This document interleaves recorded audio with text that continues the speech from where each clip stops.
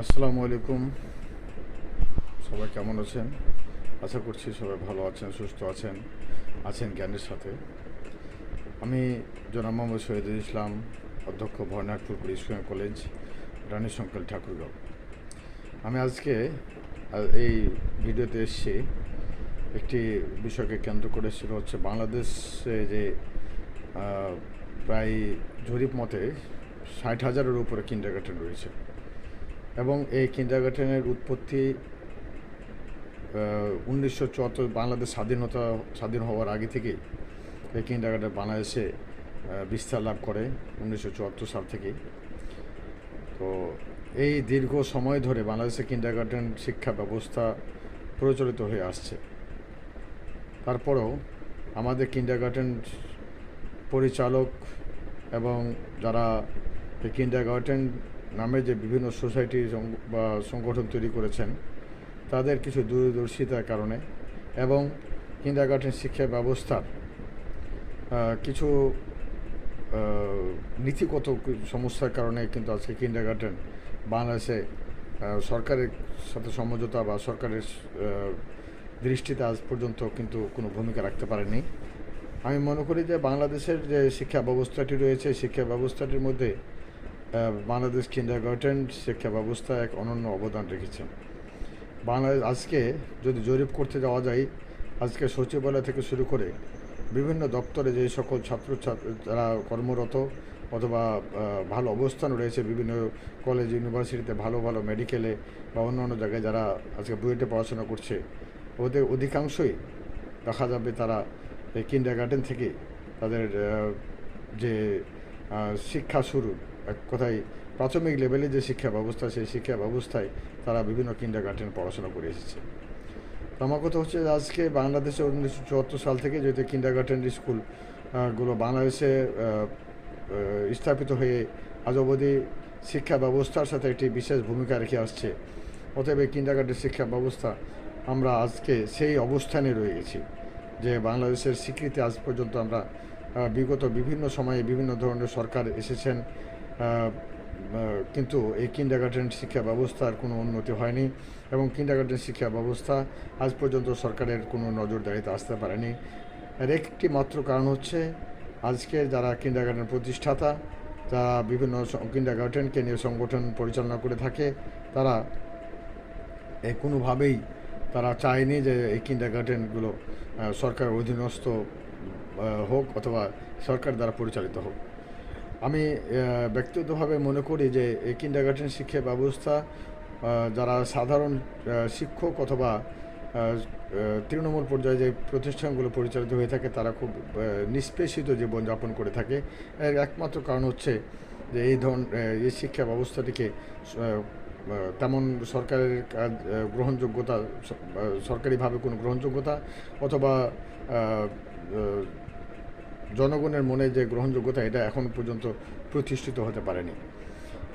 আজকে যদি কিন্ডারগার্টেন শিক্ষক হিসাবে পরিচিত দেওয়া যায় বা এলাকায় কারোর কাছে নিজের পরিচয় তুলে ধরা যায়, তাহলে যে একটা হীনমন্যতায় ভুগত হয় যে কিন্ডারগার্টেন শিক্ষক মানে হচ্ছে আসলে এরা শিক্ষক নয়।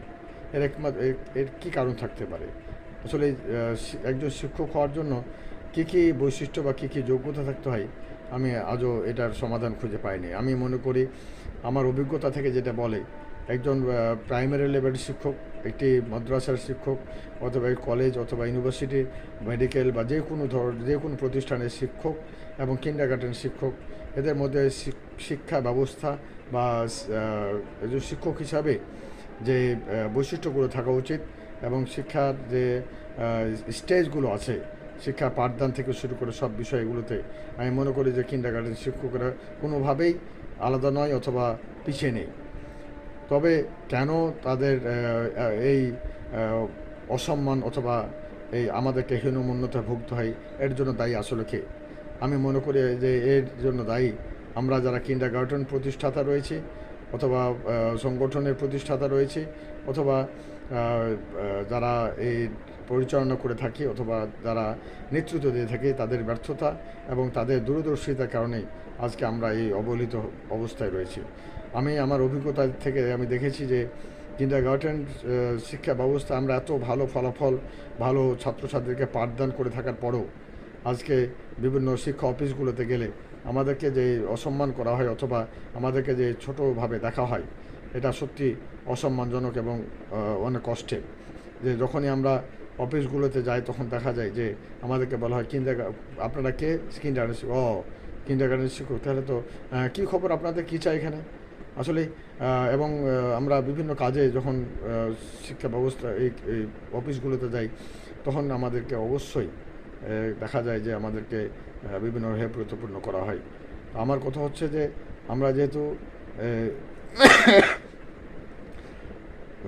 সরকারি বা বেসরকারি অথবা অন্যান্য যে প্রতিষ্ঠানগুলি রয়েছে ঠিক একই অবকাঠামোগতভাবে বা একই কারিকুলাম ভিত্তিক যে পাঠদান আমরা করে থাকি, বরঞ্চ আমি আমার জায়গা থেকে মনে করি যে আমরা চ্যালেঞ্জমুখী পাঠদান করে থাকি এবং আমাদের পাঠদানের পদ্ধতি অন্যান্য শিক্ষা প্রতিষ্ঠানের চাইতেও অবশ্যই মানসম্মত।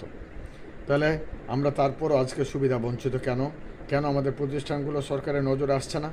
এটার জন্য আসলে দায়ী কে? আমি মনে করি যে আমরা নিজেরা দায়ী, এই জন্য যে আমরা এই শিক্ষা ব্যবস্থাটিকে সরকারের নজরদারিতে আনার জন্য আমাদের কোনো বিশেষ অবদান থাকে না।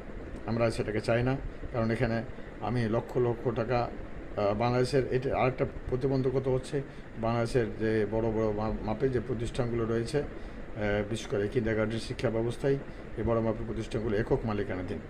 নিজের অর্থায়নে নিজের কোটি টাকার মালিক হওয়ার কারণে একটি শিক্ষা প্রতিষ্ঠান তৈরি করেছেন, উঁচু বিল্ডিং তৈরি করেছেন, লক্ষ লক্ষ টাকা ইনভেস্ট করে বা কোটি টাকা ইনভেস্ট করে প্রতিষ্ঠান তৈরি করেছেন। তিনারা ভাবছেন যে আমি এখান থেকেই বাচ্চা কাচ্চাকে পড়াবো, শিক্ষকদের যৎসামান্য বেতন দিয়ে আমরা তাদের এটাকে পরিচালনা করব এবং আমি এখান থেকে মোটা অঙ্কের একটা টাকা হাতে নেব। তো এতে করে বাংলাদেশের 10% কিন্ডারগার্টেন এই সুবিধাটা ভোগ করে থাকে, কিন্তু বাংলাদেশের 90% প্রতিষ্ঠানে কিন্তু নিষ্পেষিত, নির্যাতিত এবং খুব নিম্নমানের জীবন যাপন করে থাকে। এবং বিশেষ করে এই সেক্টরে যে শিক্ষকগুলো রয়েছেন ওনারাও কিন্তু শতভাগ বৈষম্যের শিকার হয়ে থাকেন।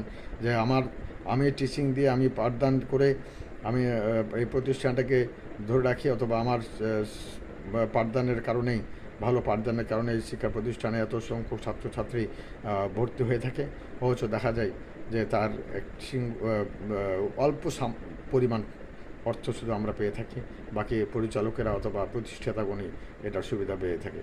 আর তাই আমি অনুরোধ করব, আমরা যারা এই কিন্ডারগার্টেন সংশ্লিষ্ট বা যারা জড়িয়ে রয়েছে, আমাদের সোচ্চার হওয়া উচিত। আমাদের নিজের দাবি আদায় করার জন্য আমাদেরকে একটি অবশ্যই ভূমিকা পালন করা উচিত।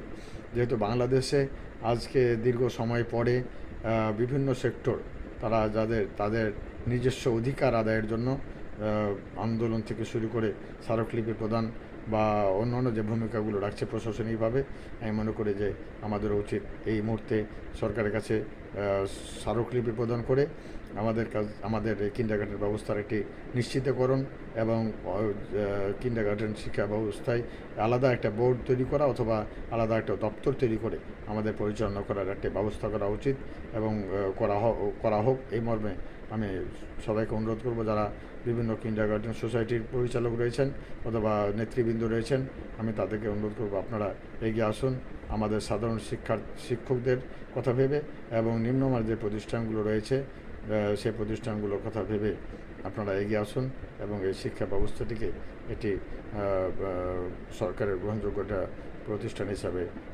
নজরদারিতে নিয়ে আসার জন্য কী ভূমিকা পালন করা উচিত সেই জন্য এগিয়ে আসুন। ধন্যবাদ।